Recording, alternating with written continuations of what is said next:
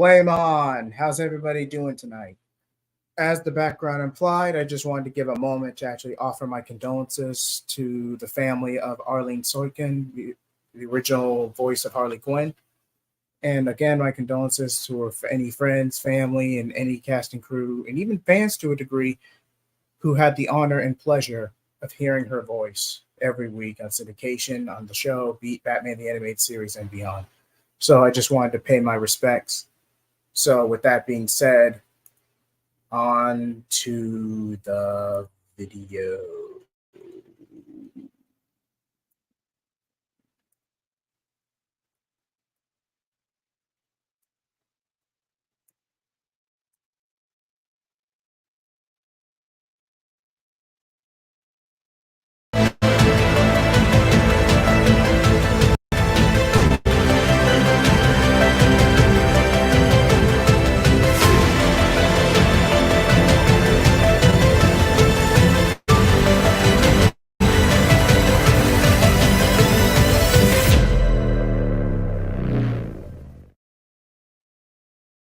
Flame on, everybody. How's everybody doing? Okay, tonight I'm actually starting a new series called Wasted Potential, where I actually take current established canon material where we discuss our favorite plot lines, or more modern plot lines. To each their own, I say. But with that being said, I wanted to start this with episode 0 to see how this one does, and hopefully I'll continue with new material. As the thumbnail is pretty much already going to imply, I'm focusing on the Snyderverse, basically the Snyder Cut. Now, like my collabs with Comics League and New Direction and New Direction Verse, these videos will not coincide with each other or become part of a larger or bigger what if continuity or what if series of videos. However, I will make a playlist that way you can keep up with each video I upload. So be sure to like, subscribe, comment, and hit that bell so you don't miss a video. With that being said, let's begin. For the most part, these early films are going to be relatively the same, even if the studio interference is relatively minimized. So at first, we're going to begin with Man of Steel. Go ahead and get the obvious one, the early ones out of the way with Man of Steel. We begin with the release of Man of Steel, which goes largely the same, with the only difference being that John or Paul Kent dies of a heart attack while Clark was in the direct facility to ensure proper care for his father.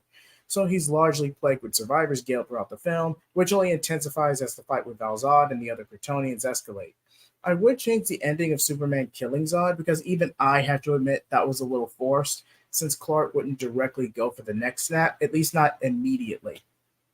Then I would cut to 2014-2015, Batman Death in the Family. Depending on time constraints or if post-production was already in motion by Man of Steel, Batman Death in the Family will be released as a pseudo-flashback piece, showing Batman as the original hero/vigilante in the modern age, partnering with Commissioner Gordon and the GCPD for roughly 20 years by present day, as we already see with Batman v Superman. Admittedly, Zack Snyder did use Dark Knight Returns Batman first characterization of Bruce Wayne. An adaptation of Death in the Family directly correlates with why Bruce losing his way, leading to his arc in both BVS and Zack Snyder's Justice League. Based on the comic of the same name, the tragedy will define this version of Batman, and that will be the death of Jason Todd. However, despite its iconography, Dark Knight Returns is essentially an Elseworld or out-of-continuity story where Bruce has a different reaction to Jason's death and semi-retires from being Batman. In the Snyderverse, Bruce stops pulling his punches and reduces crime in Gotham City significantly as a result. Now, in my version, he's not going to kill. He's not going to blatantly kill, but he is going to be more brutal. At least But Jason's death, I want to ensure that Jason's death did have an impact to the point to Richard Grayson Nightwing disassociates from it and wants nothing to do with him, essentially becoming his own man. Maybe with enough traction, we could do a Titan setup, but unlike the actual live-action series on HBO Max, that's a mixed bag in of itself. But back to the main topic. So if Batman in this universe was active for 20 years by BVS, that means he was active by 1996. So there's more than enough time to at least have Nightwing and Jason Todd within this threshold. The movie starts in the past. After his first few years of crime fighting, a mobster named Tony Zuko sabotages the Haley Circus, flying Grayson Act, resulting in the couple's death and Richard Grayson becoming the first Robin. By 2000, the dynamic duo was formed and the established with Richard Grayson becoming Robin and being partners in defending Gotham. These flashback scenes are to establish a contrast between Richard's tenure and Jason's as Robin. Let's say about 6 years pass with Richard being an angsty teenager / young adult, wanting to branch out into his own and leaving Bruce after a falling out. Let's say, for the sake of argument, in the Old Wounds episode from B-Task, where Bruce was using excessive force to interrogate a goon in front of his wife and kid. Richard sets off for his training and transitions into Nightwing. Any setup for Titans or anything like that will be saved for a future project. We cut to a while later. We cut to shortly after the tires of the Batmobile have been capped, revealing that the street kid Jason Todd, with the encouragement of Dr. Leslie Thompson, had stolen the tires off the Batmobile, and with the encouragement of Dr. Leslie Tompkins to spare the boy. Bruce takes Jason in, and after a year and a half of intensive training and detective work, Jason is made into the second Robin. Once again, Jason as the Boy Wonder is violent, argumentative, and even defies Batman in the field on occasion. Richard, depending on whether or not he forms the Titans during this time, is either too busy or outright doesn't have the patience for Jason's angst and attitude. I'm not saying the Titans. Okay. One of the saving graces of the live-action Titan series is Nightwing's characterization. Okay, that's my one good quality and my one good aspect about the show. Let's move on. It grows to a point where, for Jason's own sake, Bruce benches him and has only undergo monitor duty with the Bat computer, while Bruce is incognito on business. Jason, meanwhile, is solving a personal mystery regarding his birth mother, which is later revealed to be Sheila Haywood, who cuts a deal with the villain. Cuts a deal with the villain. Cuts a deal with a villain to get out of Gotham. Let's say, at least for now, this is a combination of Joker's self-proclaimed New 52 version of events, where he orchestrated and helped Sheila get out of town over Jebediah Todd's crime debts, and her humanitarian efforts humanitarian efforts to where she ultimately is a goon for Joker. But let's just say for now that it's a combination of the two. The trail leads to a refugee camp in Bosnia, and Jason takes the first civilian or commercial flight to the country the following morning. Bruce managed to track Robin down after a few hours and lets him in on the Iranian weapons deal he had been investigating involving the Joker and, as I've said, certain individuals in Bosnia. Batman gives Robin explicit orders to stand down and wait for him and do not confront the Joker. Then they'll deal with Miss Haywood together, not only as partners, but as father and son. Batman, of course, knew that Sheila was a medical professional and was obviously leveraged with helping Joker in some capacity. Sure, she helps out in an attempt to make amends, but it doesn't change the fact that she cut a deal with arguably the worst villains Gotham has ever seen and abandoned her child for a fresh start, only to end up in an even worse situation.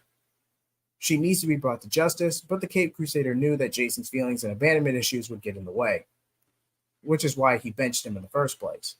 Unfortunately, Jason doesn't listen and confronts his mother and even exposes identity to her in an attempt to reassure her and help her. Sheila, startled by the revelation, turns on Jason by knocking him out and calling him Joker. It didn't matter at this point. Joker was eventually going to kill her when he was done with her, and at least with her son as Batman's sidekick, it should warrant some leverage. However, due to his obsession with Batman, Sheila had nothing to offer Joker that he didn't already know. So, with Harley by his side, Joker ditched the meeting and went straight to the abandoned cabin for some quality time with the Boy Wonder. Sheila was horrified not only by herself actions that led to this, but also by the brutal beating of her child. At some point, she rushed in and endured some of the torment herself just to spare Robin further pain. Eventually, Joker played his trump card. Some preset explosives rigged to blow. Before leaving. With only a few seconds left, Sheila confronts and cradles Jason's broken body and apologizes to him as they embrace their fate. Batman arrived in the cabin just in time for the explosives to go off. Jason, who was left of him, was killed instantly, whereas Sheila shoved out of Robin's arms before the blast, but succumbed to her wounds and a broken heart shortly after. Batman was devastated and proceeded to take the two bodies back to Gotham to be laid to rest. The Dark Knight is forever changed by this, and Robin is no more. 2016, Batman v Superman Dawn of Justice Ultimate Edition. Please watch the Ultimate Edition of BVS since a lot of the flaws of the theatrical cut can be solved literally by these extra 30 minutes. As for 2016 Suicide Squad, hashtag release the Ayer cut. And who knows, if we actually do get the Ayer cut, maybe it'll be a relative improvement compared to theatrical. But at this point in time, you could literally go through either. I probably wouldn't have changed too much details outside of maybe toning down the campiness based on the theatrical cut. But for now, you could really go for either. 2017's Wonder Woman, perfect, no notes. As for Titans, now, depending on the HBO Max deal, if I had it my way, I would have Titans adjacent to DCEU, kind of like what the Marvel shows were on Netflix. It's adjacent, but not strictly canonical, depending on any changing executive orders by the higher-ups. So this Titan show would be in a similar to the live-action one, where Richard leaves Bruce's shadow, moves to Bloodhaven, discovers his path, and even if he wants to continue with the hero lifestyle after his falling out, and shortly after the death of Jason Todd. With the success of a relatively better managed Snyderverse, more confidence and brand recognition would have gone to Titans, where it could have been better funded. Doom Patrol would largely be the same, with the only difference being that Cyborg would be licensed for that show instead of Beast Boy.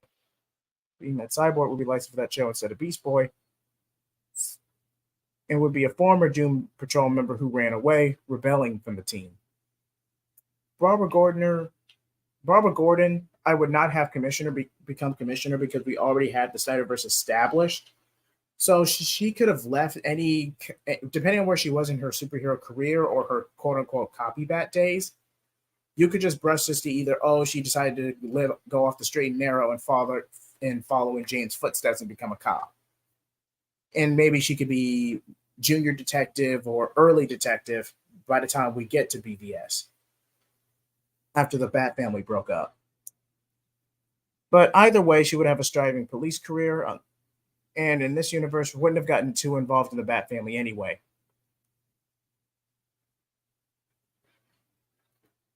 Her and Richard do try to maintain a relationship, but it ultimately didn't work out between them. And that's all I'm going to say on that. I'm sorry, Nick, but in my honest opinion, I'm not going down that love triangle if I could avoid it. By the way, that's Nick from the Phoenix Press. And, of course, Justice League, Snyder Cut, Zack Snyder's Justice League.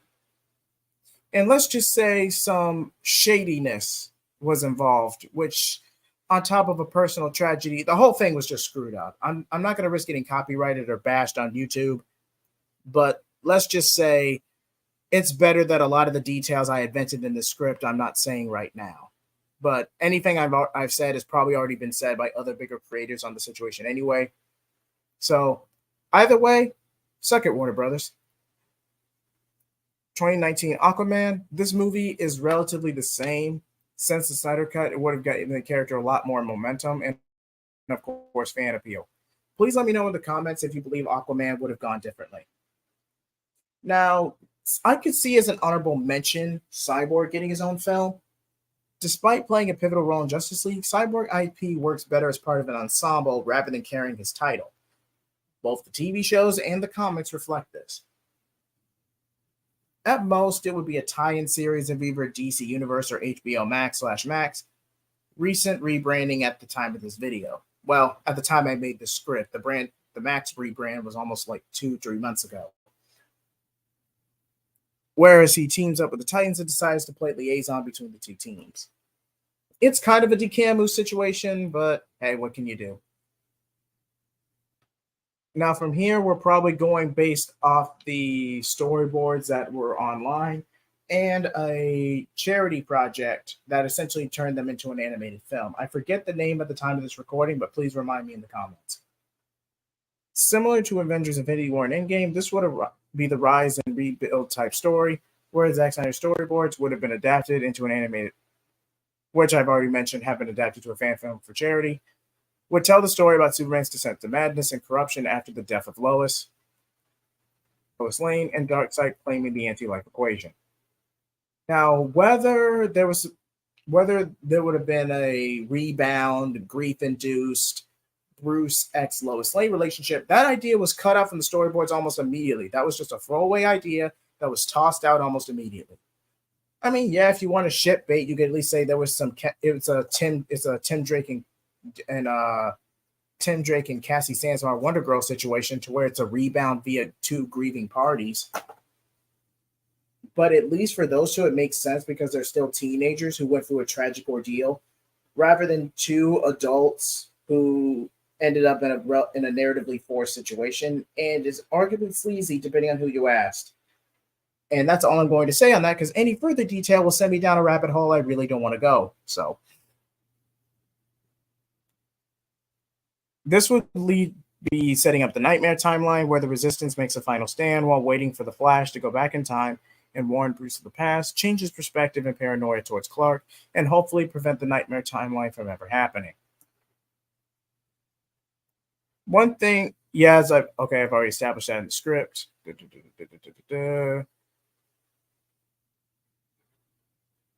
Late 2019, Batman 2. This is where we would get our Under the Red Hood adaptation, similar to the 2010 animated film, which in the eyes of a lot of people is considered a masterpiece and arguably one of the best DC animated original movies. It's a solid play-by-play, though I would add in a subplot where Nightwing gets a bit more to do due to the friction from Titans Season 2, since I'm structuring the same as the show up to that point. I've yet to finish streaming Titans, so once I do that, I will post my review video. I might retcon and add Titan Season 4 or just skip Season 3 for obvious reasons. Needless to say, I don't like Titan Season 3. I'm just not the biggest fan of it. Early to spring 2020. The Flash. Oh boy. Now, I got to come clean on this one. I got to come clean. This was before I saw the movie's release. This is way before I saw the movie actually came out. And I'm just like, Jesus Christ. Hold on. Okay, so, all right, you know what? I'm probably going to get memed or whatever anyway, so I might as well just say my piece. Jesus fucking Christ. Basically, what I would do is just tell Flashpoint.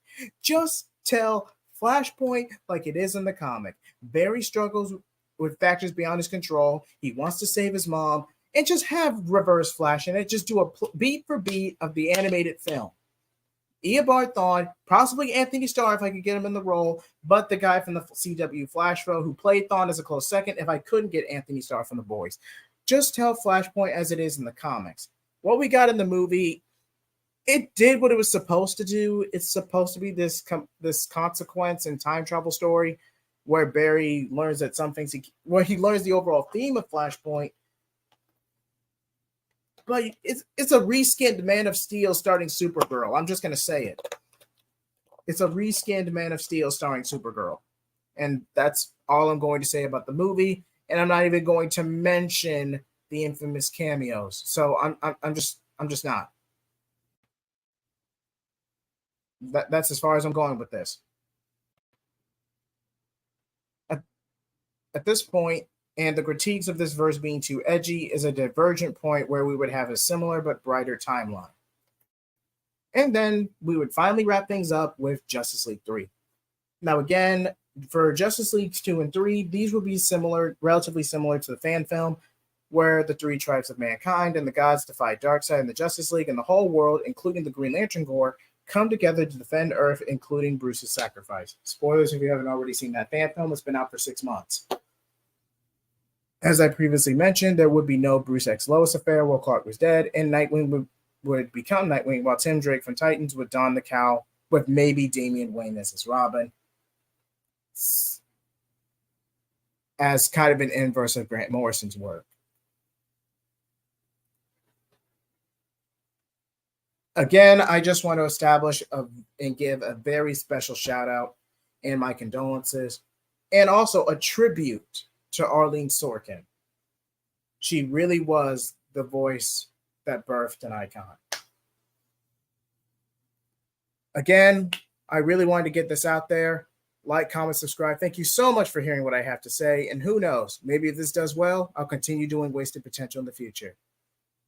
Flame off and catch you later. Bye-bye now.